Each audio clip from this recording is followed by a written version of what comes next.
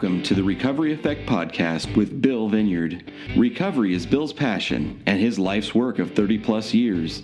Now it's your turn to experience the Recovery Effect, a powerful mix of recovery, spirituality, philosophy, and most importantly, living life as your true self. Now here's your host, Bill Vineyard.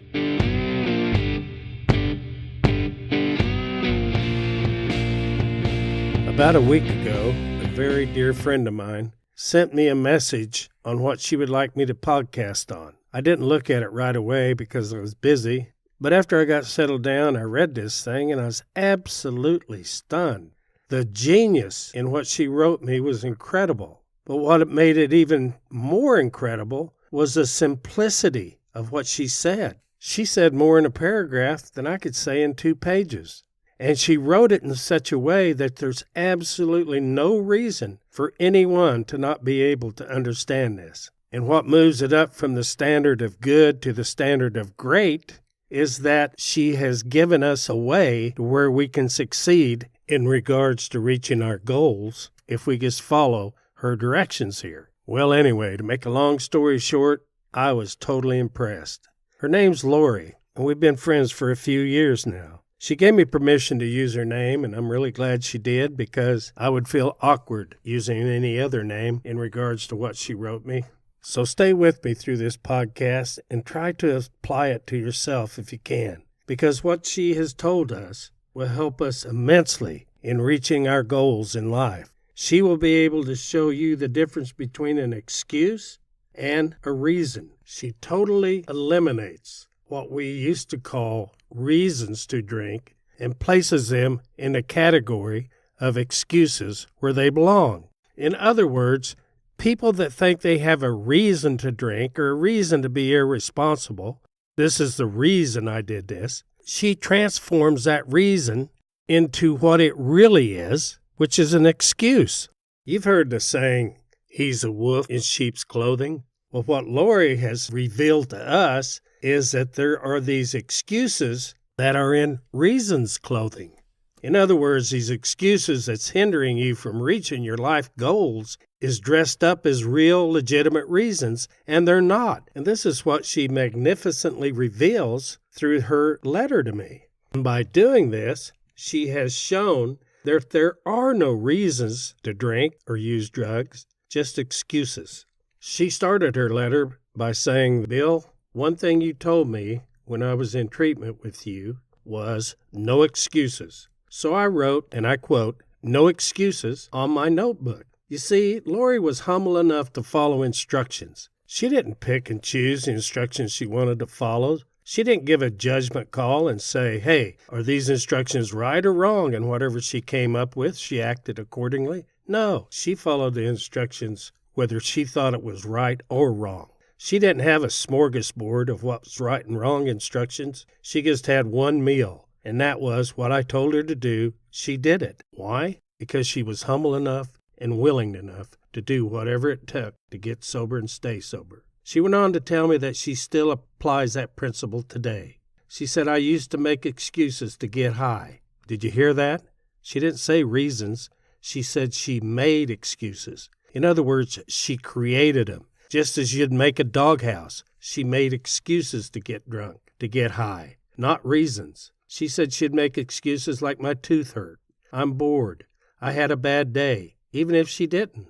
I always found an excuse, she said. Then I had to find a reason to recover. Look at that. Then she had to find a reason to recover. She switched from making excuses to finding reasons to recover. That's critical, folks. Stop a minute and let that soak in. She went from making excuses to get high and drunk to having reasons to get sober. That is an absolutely incredible transformation from excuses to reasons. People, think about that. Let that soak in. This is critical right here. She switched her whole way of thinking, just as one would make a U-turn and stop going in the direction they're going into the complete opposite direction. And why did she do that? Because she wanted to stay sober. Wanted is the key word here. She wanted to stay sober. She went on to say, I wanted to spend holidays with my family. I wanted a better life. I wanted to live somewhere without the fear of eviction. I wanted real friends. I wanted to be happy. Those were my reasons, she said. Did you hear that? Do you hear the depths of that? She wanted a better life, and she couldn't have it unless she stayed sober and clean. I did a podcast on Powerless. That was my first podcast. It wasn't a real great podcast as far as the sound and my delivery, but I think the contents are extremely important. We talked about the alcoholic and drug addict having no choice but to drink and drug. That's what Powerless is. They've lost the power of choice.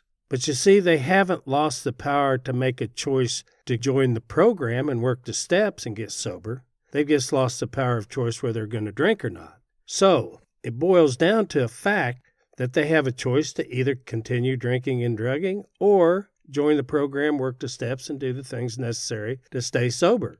That's the choice they have. Well, a lot of them don't make the choice to get sober and clean. Why? Because they don't want sobriety. They only think they want sobriety. They only think they want a different way of life, but they don't. What they really want is to be able to use and to drink without the consequences. They hate the consequences. Therefore, in their mind, they've got it kind of turned around that they want sobriety, but they don't. They just want to avoid the consequences of using. So what it boils down to, in its essence, in its root, is the fact that they don't want sobriety. Well, you see, Lori wanted sobriety. She wanted what the program offered, and she found reasons to do whatever was necessary to get sobriety. Her want to, in other words, her want to get sober, overcame her unwillingness to get sober. Her want to was greater than her not want to. Her want to saw her through all kinds of hardship and obstacles that she had to get through, and I can testify there were plenty of them, that she had to get through in order to achieve sobriety, in order to obtain those reasons that she wanted to get sober. And you know what? She has obtained those reasons. She's reached those goals. I can testify to the fact that she no longer lives in fear of being evicted. She spends holidays with her family. She does have a better life.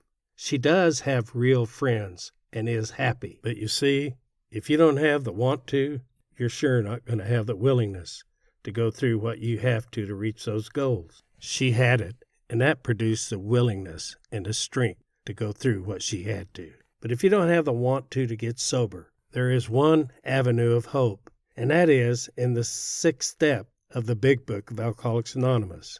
It says, if there's something that you're holding on to that you're not willing to let go of yet, ask God to help you to be willing. Well, if you don't have the want to, ask God to give you the want to remove the not want to.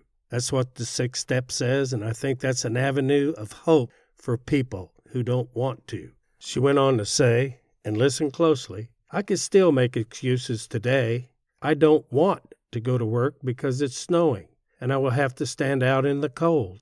It's raining. I will get wet. I don't like a person in my department. Excuses, she said, exclamation point. Now I find reasons to go to work. I want to pay my bills. I want to see my family proud of me. I want the feeling of satisfaction of a job well done. She went on to say that addicts and alcoholics need to find a reason to recover. Maybe it's as simple as saving money. Maybe it's more. But they have to quit making excuses and start finding reasons. End quote. What a great message.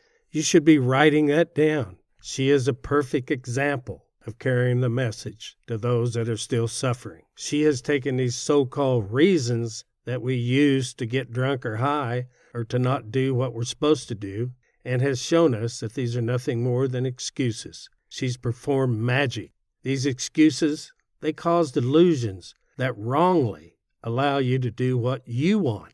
Lori has changed the excuses to get drunk or be irresponsible into reasons to stay sober and be responsible. In other words, this is why I'm going to meetings. This is why I'm working the steps. I want to be a better mother. I want to be a better father. I want to be a better daughter or son. I want to be a better human being. Those are the reasons I'm doing this, instead of the excuses to get drunk and not do the things that you have to do to stay clean and sober. Name one reason I challenge you, name one reason that would honestly justify getting drunk or high. There are none, period. They're just excuses to get drunk or high. Name one reason that would honestly justify not working the steps. There are none. There's just excuses for not working the steps. I mean, here is a woman in her midlife, starting over, who refuses to allow her life to be controlled by excuses, who cares more about doing what's right than about what she wants. Sure, she'd like not to go to work today so she can stay at home and stay warm, but she cares more about doing what's right than what she wants. That the want to do what's right is greater than the want to do what I want to do. She's a hero. She faces life challenges and accepts a hardship and suffering that is involved in these challenges and refuses to give up. Now that's a definition of a hero in anybody's books. But she's secretly a hero. No one would ever see that in her. But look at this. Her family's life's better because they're not worrying about her. I mean, she's going to work every day. She's paying taxes. She's helping other people in the program. She's renting her own home. And she's come from ground zero. Most people won't see her as a hero, but I know God does, and I know I do. You know, I've just thought of a good idea. Let's do a Lori exercise. That's what we'll call it, a Lori exercise. Okay, now, get out a piece of paper and write down something that you feel you're lacking in, or a goal that you feel you should be going after, but have made little to no progress towards these goals. Now write that down, and after you've done that, make a list of excuses that you've given yourself for not taking action in regards to accomplishing this goal. Come on, get honest, go down inside, and get rigorously honest about this. Now take just a minute to allow what you thought was reasons for not doing these things. Take just a minute to watch them transform into excuses inside of your own mind. Look at them for what they really are. Excuses that has kept you where you're at. Now, on the back of the paper that you just wrote on, write the reasons you should be going after this goal or goals that you've written down. If you're not working the steps, and now you know the excuses have you used that kept you from working the steps, write down the reasons you should work the steps. If you're not going to meetings, and you've used all these excuses as to why you're not going to meetings, write down the reasons you should go to meetings. Maybe you should be employed. Write down all the reasons you should be employed. So what you're looking at is what benefit would it be for me to reach these goals? Would it make life better for you or some loved one? Just honestly write the reasons you should be pursuing these goals. Now, in conclusion, if you want some life bonus points, so to speak, write the selfish reason you are giving yourself to not do what you know you need to do. In other words, write down, where am I selfish in this matter? You know, the Big Book says that selfishness is the root of our problem. Well, you want to get to the root of this. You want to get to the root of what's blocking you from this. And I bet you'll find some selfishness there somewhere. Write that down and you'll get extra life bonus points. You know, this is a podcast you could probably benefit from re-listening to, and to take notes, and to do that exercise, that Lori exercise, I called it at the end. You might receive great benefit from it. But if you don't do anything else, try to determine what's excuses and what's reasons. Excuses are just an illusionary lie that we tell ourselves to stop us from doing what we don't want to do. But the truth is, we're going to have to do things we don't want to do to get to a place where we want to be. Lori is a great example of that. She's not only talking about it, I can testify in all truth that she has done it. What she has shared with us today is not theory. It's not something she learned out of a book. It's something she's done in her life. She's experienced it. She stood by the bus stop in snow. She has walked to meetings because she had no ride. She's went to work day after day after day to a job she didn't like for a boss she couldn't stand because she had a reason to. And those reasons overcame her not want to.